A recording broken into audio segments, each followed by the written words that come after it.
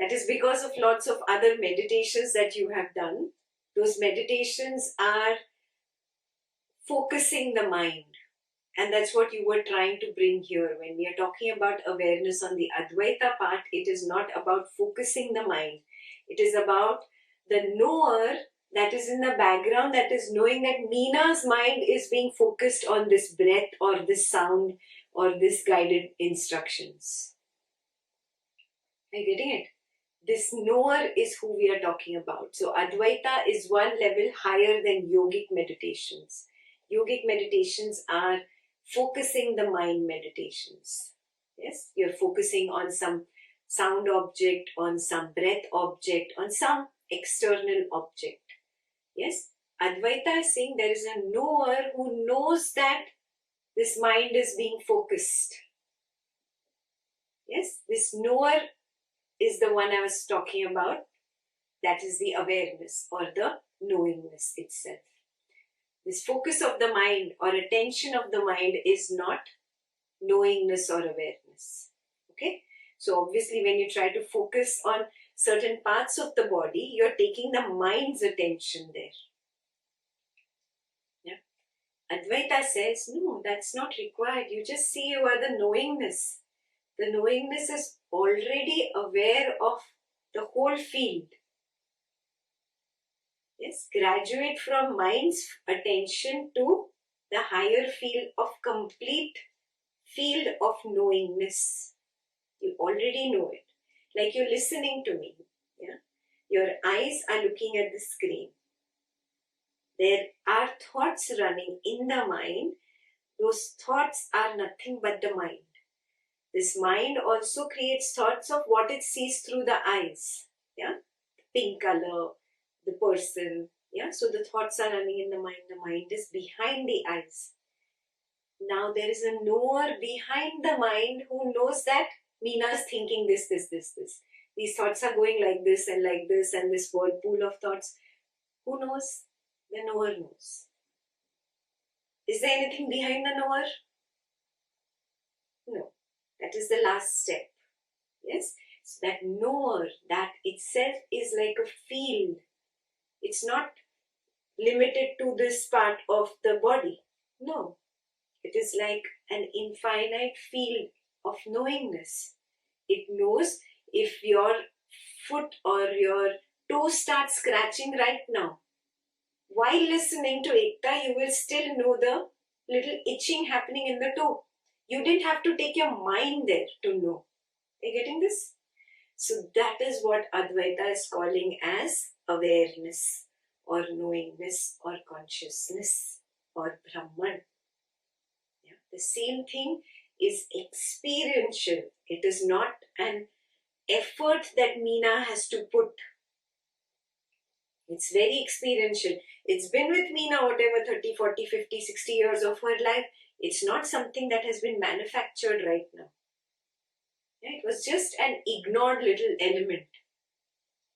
We were never really being aware of that. We were so lost in the drama of the mind. Because this is where all the attractive scenes happened, right? Yeah.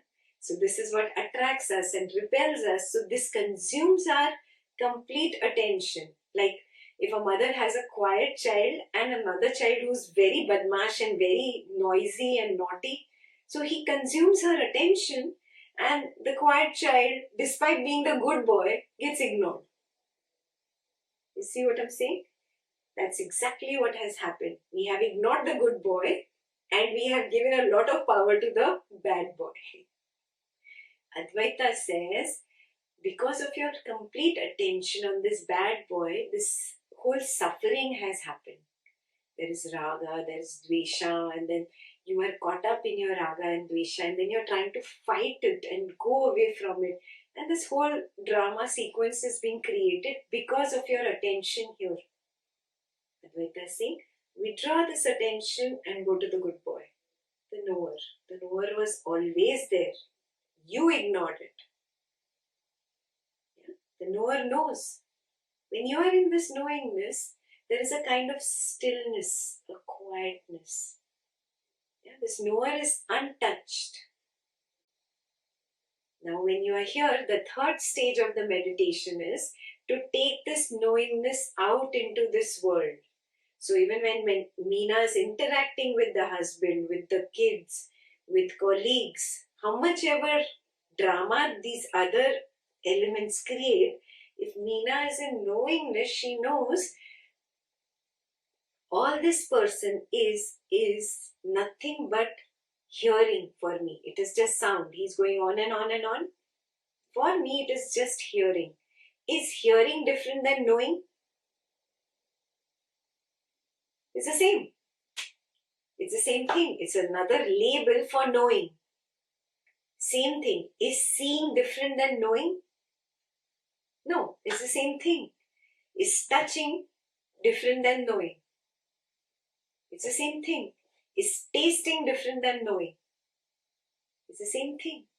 Is smelling different than knowing? No, it's the same thing. This world of people, situations and things that I experience through these five senses, it is nothing but knowing or knowingness. It is made up of a stuff called knowingness. I don't have any proof whether this is an object made of matter. I don't know that. Even scientists are arguing about it today. Even leave the scientists out. I, as a lay person, have no idea this is matter. All I know is my perception through seeing. Seeing is knowing. Yeah? And through touch. Yeah, and if it makes a sound, then maybe hearing. But I do not really know the objects of this world. I do not know if an object really exists out there. All I truly experience, true experience, is nothing else other than my own knowing. Yes? Even if I'm just thinking. Is thinking different than knowing? It's the same. Got it? So, all that I perceive of this world is nothing other than knowing. Yes? Everything is just knowingness. It is a blanket or an ocean of knowingness in which certain objects arise like waves. They play for a while and then they go back into the knowingness. They seem to have their own individuality because they have a different name and form in the form of my seeing only. What is name and form? It is seeing. And seeing is nothing but knowing. So everything is knowingness really. Yeah? There is no object out there. Even if I'm seeing an object, the tree which is very far away from the window, that object out there, is it out there? Where is seeing happening? Is seeing happening outside? No, right here. You see that? So, Advaita says, we do not know if objects are out there or not.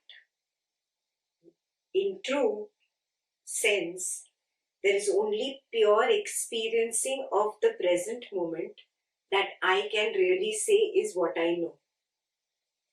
Yeah? Hypotheses and postulates and inferences and all these things are just hypothetical. They are not true. What I can really purely experience is only my knowingness. I cannot even experience an object. I do not know the reality of objects. The only reality that I can purely say with confidence from my experience is my knowingness. That is the third stage of the meditation. Everything is knowingness. Yeah? Everything is Brahman. Brahman Satyam. There are no objects out there that I can confidently say are objects existing outside Brahman. Yeah? So there is no really division of matter and energy. It is all just energy. It is all just Brahman. Jagat Mithya.